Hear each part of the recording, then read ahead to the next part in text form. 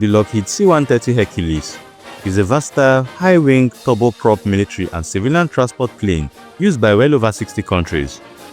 It was designed for tactical in-theater airlift and modified for various roles, including troop and equipment transport and paradrop, search and rescue, Euro-medical evacuation, command and control, electronic warfare, Arctic ice resupply, maritime patrol, aerial spray missions, aerial fuel tanker, firefighting, disaster relief, combat and weather reconnaissance, and aerial gunship, amongst others.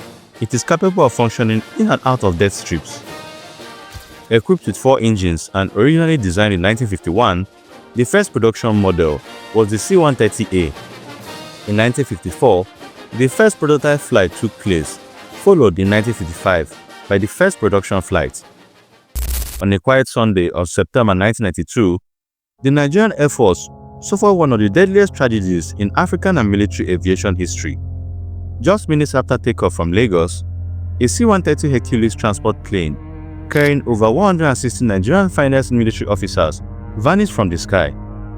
No distress signal, no survivors, only smoke, twisted metal, and a nation left in mourning. Hi guys, welcome to African Historic. On today's episode, we will visit a very tragic history, the day the C-130 crashed. What caused the crash? How Nigerians responded to this tragic loss, and how it changed Nigerian military history forever. Do stay tuned as we revisit this tragic history.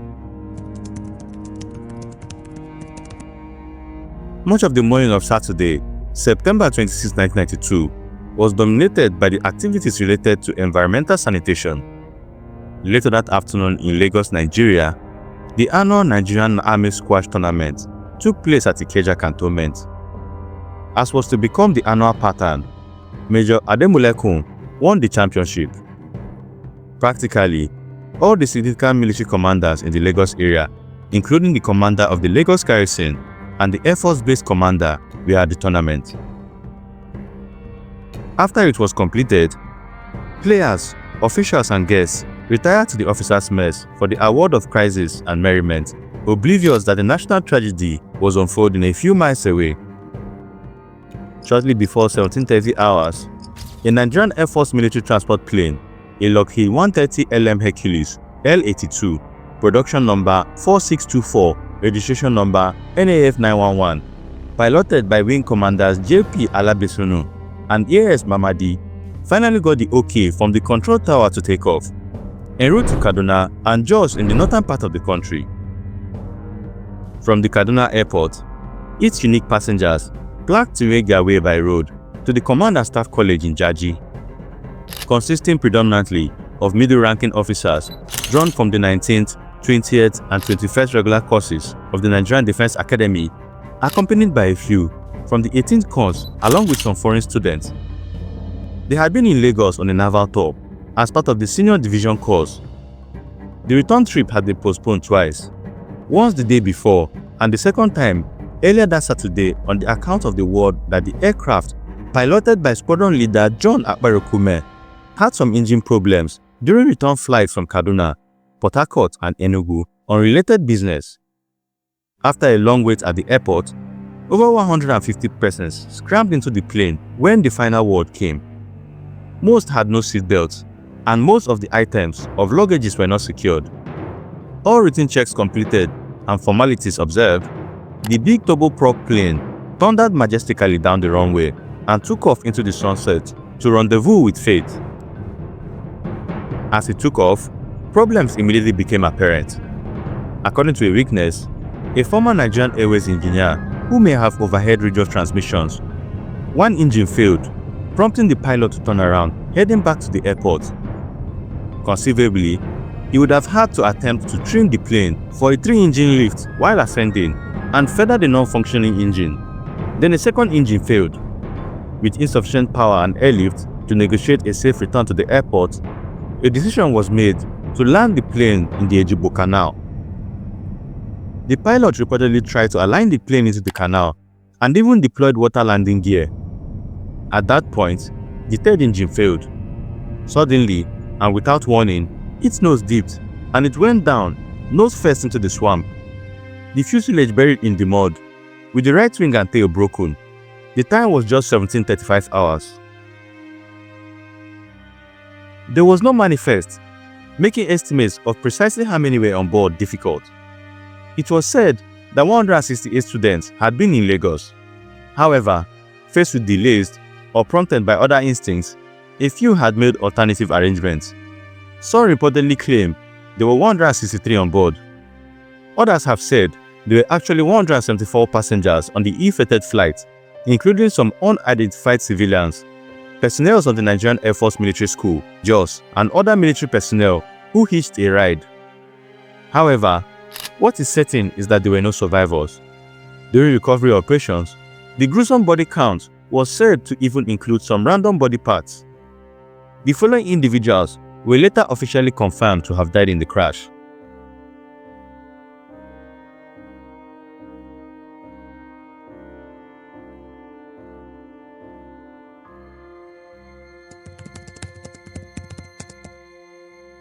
A number of officers escaped being killed on the plane by Sherlock. Many are now holding prominent positions in the military, an indication for what might have happened for those who died. Those few officers from NDA Regular Course 22 who had originally been scheduled to take the 1992 Senior Staff College course were withdrawn from the list when they expressed preference to do the course with their own mates the next time around. Others who were within the brackets of the 19th, 20th and 21st courses were tied with military postings that caused them to reschedule their CSC course.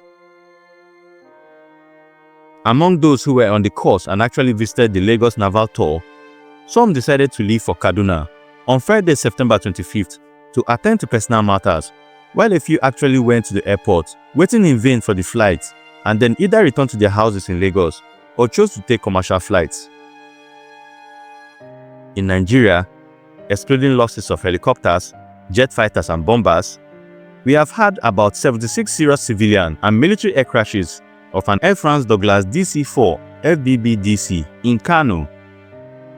Of these, about 31 were fatal, killing well over 800 people. Military or military-use transport aircraft and choppers, in particular, have been lost in a variety of circumstances, not all accidental, and we have lost two service chiefs, Lieutenant Colonels Joe Akahan and Shitu Alawo, in circumstances which included an air mishap. If you find this video worthwhile, please take out some time to like the video and subscribe to the channel, as it goes a long way in supporting our efforts. Thank you. Now let's get back to the video.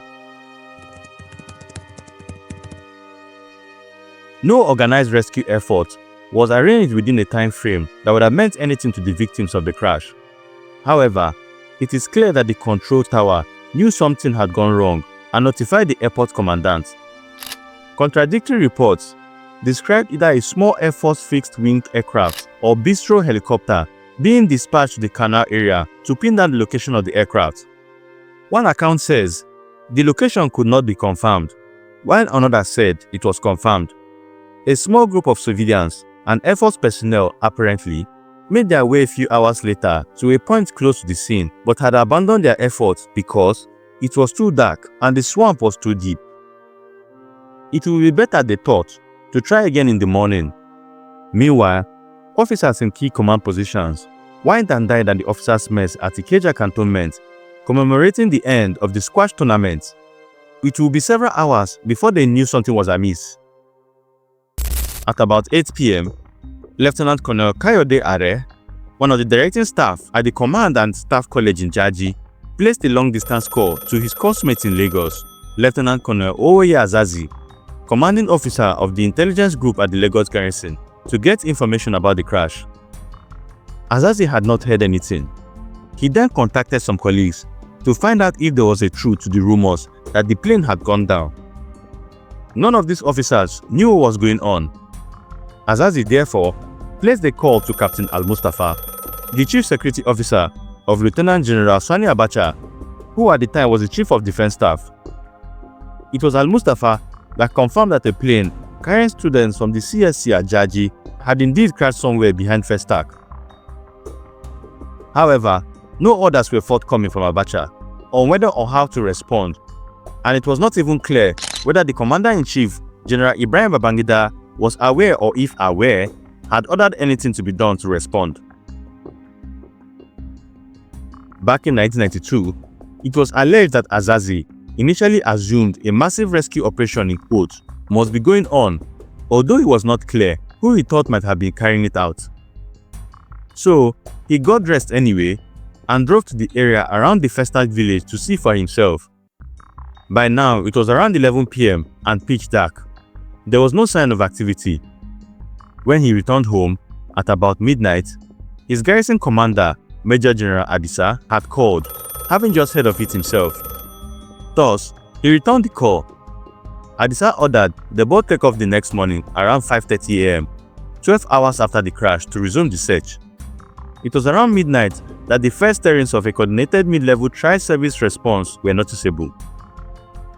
Therefore, early on Sunday morning, General Adisa, Commodore Akibe, Lieutenant Colonel Azazi, Captain Oladiende Joseph set off for the Air Force base. There they were told that the plane crashed a few minutes after takeoff.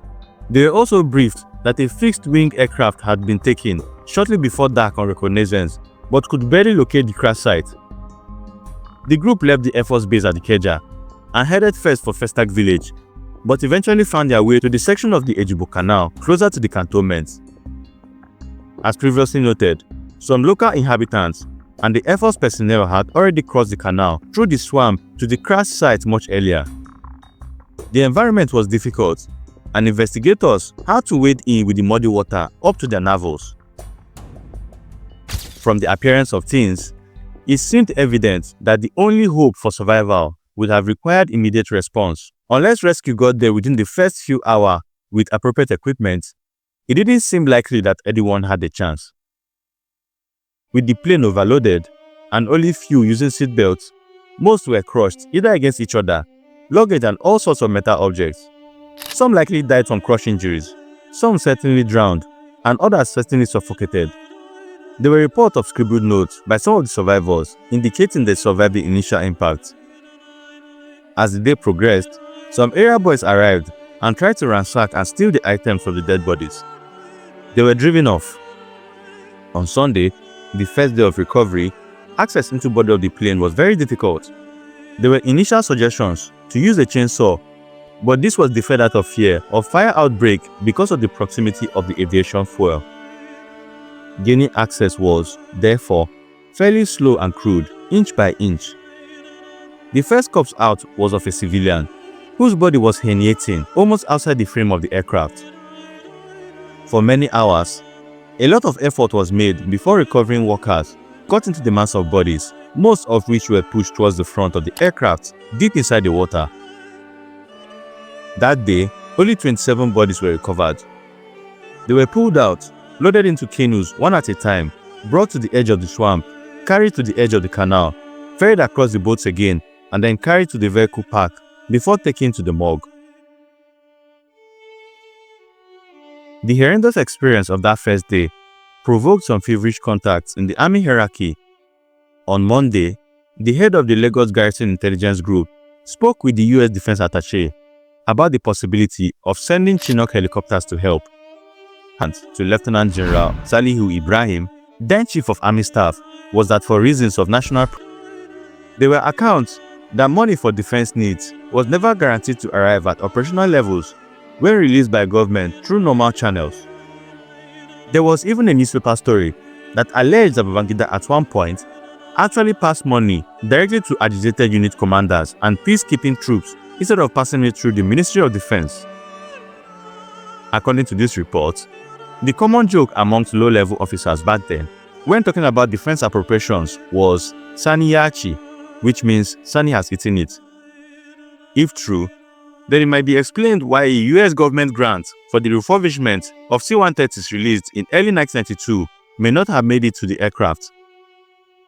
All of this, in any case, was occurring in the settling of the deliberate deconstruction of the Air Force following the alleged involvement of some Air Force officers in the so-called Vasa conspiracy of 1985.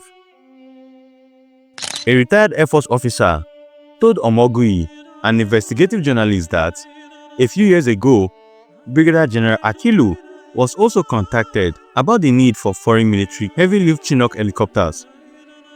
The journalist, however, did not speak to Akilu to confirm, but the source says he graciously gave the go-ahead for the recovery team to contact the CIA station chief as a back channel.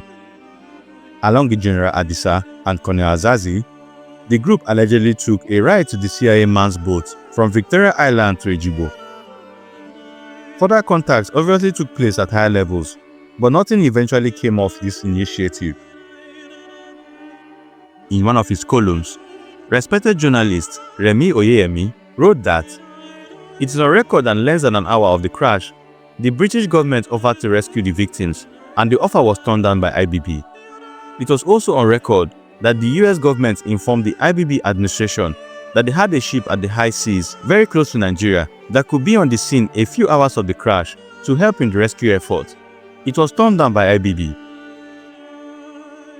There is no independent verification at this time that this specific communication occurred, neither do we have any that it did not. The truth will eventually come out when British and American diplomatic archives of that era were eventually declassified, or in and when General Babangida publishes his memoirs to clarify what happened. What seems clear from publicly available information is that at the time such contacts were being made, the issue was not rescue, that is, saving lives that were in imminent danger of being lost. It was recovery, that is, retrieving corpses and damaged equipment. Although the countries involved in these alleged conversations with the government certainly had the capacity for emergency nighttime rescue of at least a few victims at the back of the plane if invited early enough. It is also evident that for misguided reasons, the Army High Command was not eager for foreign military assistance. In fact, it comes across like the story of the disabled man whose child fell into an old well inside his compound but was too proud to ask his neighbors for a long stick that might save his child. So he pretended all was well, but then turned around later to invite his neighbors for the funeral. The truth is that, in battlefield conditions, he would have required a theater nuclear weapon to kill that many majors and lieutenant colonels in one go. In addition to superstitious fear of the dark, the absence of nighttime riverine operation training equipment and other, even now, Nigeria is not better prepared for such problems anyway. After the Ikeja cantonment disaster, in January 2002, we invited British and American ordnance experts to help in dealing with unstable munitions. At least, we did not invoke imaginary national pride this time, but for how long are we going to be unable to deal with such issues ourselves? Was Ejigbo would write in an address to the South African Senate in 1954, he said, "When I have control over native education, I will reform it so that the natives will be taught from childhood to realize that equality with Europeans is not for them. People who believe in equality are not desirable teachers for natives. What is the use of teaching the Bantu mathematics when he cannot use it in practice?" In 1992, hamstrung on one hand by lack of any sort of tactical or strategic indigenous military capacity for serious rescue recovery in maritime environments, and on the other by the bizarre unwillingness of the High Command to get foreign assistance, Azazi, Adisa, and others on ground decided on their own initiative to approach a locally based foreign company called Westminster Dredging. One of their senior expatriate staff inspected the accident scene and suggested the idea of felling trees and placing ramps to form a walkway in the swamp from the other bank of the crash site. The ramp was used for the first few days before nets were eventually hooked under helicopters to ferry the last group of barges across. For the first time, the pilot, co-pilot and flight engineer were recovered from the cockpit. Deep inside the swamp, it was clear that all corpses had been moved out. Meanwhile, the government eventually contacted a German company, Julius Berger, for help. But by the time the company got to the crash site, all the bodies were already recovered through the assistance of Westminster Dredging. What was left was the recovery of the parts of the ill-fated plane, conceivably beyond the technical capacity of the Army's engineering corps. Further verification of corpses were made, but they were then transferred from the morgues in Lagos to Abuja. It was not until Tuesday, September 29, 1992, 4 days after the crash, that His Excellency the President, Head of State and Commander-in-Chief of the Nigerian Armed Forces, General Ibrahim Badamasi Babangida, visited the scene of the disaster, inspecting it from the safety and remoteness of a helicopter circling above. Victims of the crash were interred at the mass burial with full military honors in Abuja on October 5, 1992. At the funeral, General Babangida described the air crash as a calamity, shocking in its impact and devastating in its finalities. Our nation had reposed great hope in them as future leaders of the Nigerian Armed Forces. Meanwhile, the First Lady Mariam Babangida, wearing an immaculate white outfit, walking around, solemnly expressing condolences to grieving widows, all in dark outfits.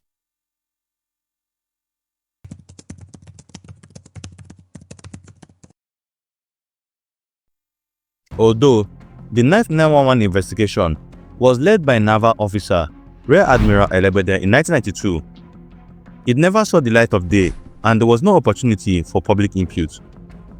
Even during the Oputa panel hearings, when widows of the C-130 victims petitioned for their unpaid benefits and requested for the report, a hasty rapprochement was reached with the Ministry of Defense to pay them, but no word was said or released of the report. More recently, the investigative report into the cantonment munitions disaster of January 2002, which the president promised to release, has not been publicly released. No one resigned or was being fired from their jobs. It was either ignored or swept under the carpet, as many other scenarios in the nation. Obviously, going by the technical specifications of the manufacturer, the plane was grossly overloaded with individuals, although one does not have access to information about the true takeoff weight. However, in search of various international aviation disaster databases, an investigative journalist came across an entry which categorically states that the 911 crash was as a result of fuel contamination. In proceeding to discuss the issue, it should be noted that the Nigerian government has never explained why, in its view, the plane crashed 10 years ago, leaving room for all sorts of speculation. One is left with nothing to evaluate, except information which is available to the rest of the world, but not inside Nigeria to Nigerians about the Nigerian mishap. When this journalist came across the 911 entry at a plane crash database on web, he contacted a certain Mr. Richard Kebajian, an international aviation archivist, about the case of the Nigerian C-130. He sent the journalist the following email. The 4-engine turboprop transport crashed in a swamp, killing all 152 persons aboard. Except for 4 civilians, the victims were military personnel, mostly Nigerian, including 3 Air Force crewmen, but also from Ghana, Tanzania, Zimbabwe, and Uganda. The accident occurred about 3 minutes after the aircraft had taken off, serving the capital city on the internal flight to Kaduna. 2 of its power plants had malfunctioned initially, followed by a third, possibly as the pilot in command was attempting to ditch the C-130 in a canal, with the resulting crash occurring around dusk and in clear weather conditions. Fuel contamination was mentioned as the cause of the multiple engine failure. Fuel contamination is a known problem in aviation. Indeed, in 2000, there was a major scandal in Australia when 5,000 piston engine planes were grounded as a result of contaminated fuel, sold by mobile gas outlets in the southeastern part of the country. The simplest aircraft required 3 days to decontaminate their fuel tanks and pipes. Fuel contamination is also a recorded cause of air crashes and near misses. Examples included a record of crashes of small Cessna 172D aircraft in the US. In one case, water and mice were even found inside the carburetor airbox, venturi area, and throttle valve. In another case, in the carburetor float bowl. Based on review of official reports on C-130 mishap and potential mishaps in other parts of the world, 2 main reasons why fuel may not get to the engines are: 1. Insufficient fuel getting to the engine burner counts. This can be caused by a fuel leak, accidental fuel dumping, and fuel system or engine compartment failure. Another self-evident reason is if a tank is emptied when other tank boost pumps are off, or if the flight engineer fails to switch to a fuel tank. If the fuel manifolds are not primed, existing air in the manifolds can be directed to the engines, causing an engine flameout. Fuel contamination. This can obviously obstruct fuel flow to the engine combustion chambers and reduce power output of the engine. Contaminated fuel could have been introduced at the last fueling in Lagos, or fuel became contaminated due to debris inside the tanks, or poor maintenance, internal deterioration, fire suppression foam, or even water from condensation or rain entering through the filter caps. Such contamination can clog filters and their bypass valves, causing engine flameout. Questions have been posed if non-deliberate fuel contamination can be prevented, to which the answer is yes. It is recommended by experts that regular sampling be performed on the fuel inside the fuel tanks by allowing a hollow pogo stick with a collection jar at the end, which allows visual inspection to identify water and other impurities. For an import-dependent country like Nigeria, authorities need to regularly update the technical orders originally supplied when the plane was acquired back in 1976, because such orders are reviewed each time there's a C-130 airplane crash in the United States, and there have been many. There are others who discuss the possibility of a deliberate fuel contamination, to which there are no publicly available materials on this possibility, which would be criminal anyway. There is also no information whatsoever that such a possibility was considered in Nigeria, though press reports and even soldiers at the time did carry unproven rumors about sabotage, necessitating a denial and word of caution by the commandant of the Command and Staff College at the time, Lieutenant General Joshua N. Dogoyaro. One is therefore not in a position to comment further. But if this is what transpired, such characters should ordinarily be apprehended, tried under due process, and executed if found guilty of mass murder. It is about time that Nigeria gets its act together. Those in positions of authority should know that they will not be there forever. Whatever infrastructure you set up for the country is what one day may save your life when you leave office. Dr. Noah Omogui writes that as a youth corps member at the Brigade of Guards back in 1982-83, 20 years ago, he was involved in organizing a major coordinated air, land and sea rescue and casualty evacuation military exercise in the Lagos area, which involved Army, Navy, Air Force, Police, Red Cross, as well as National Orthopedic Hospital at Ibobi. Reports were submitted to the military headquarters. They even organized a seminar in battlefield medicine, tactical and strategic aeromedical evacuation, using detailed reports of British experience in the Falklands. And yet, some of the young officers who helped him put it together died right there in the Lagos area in the crash of NAF 911 and were left in the swamp for at least 16 hours before recovery efforts enabled by foreign companies began. Why is it that in Nigeria, there is no concern for the sanctity of human life and no follow-through to good ideas? There seems to be some kind of dysfunctional mental constipation about applying ourselves, except when it concerns expropriation money from public officers. The National Emergency Management Agency (NEMA) says a contingency plan for disaster management now exists, elements for which they claim were activated when the EAS aircraft crashed in Kano recently. One can only hope that such papers and plans will actually be read and that appropriate mechanisms for its implementation at all levels will be put in place, tested regularly through exercises and adequate funding by the National Assembly. Let it be that the NAF 911 did not go down in vain on September 26, 1992.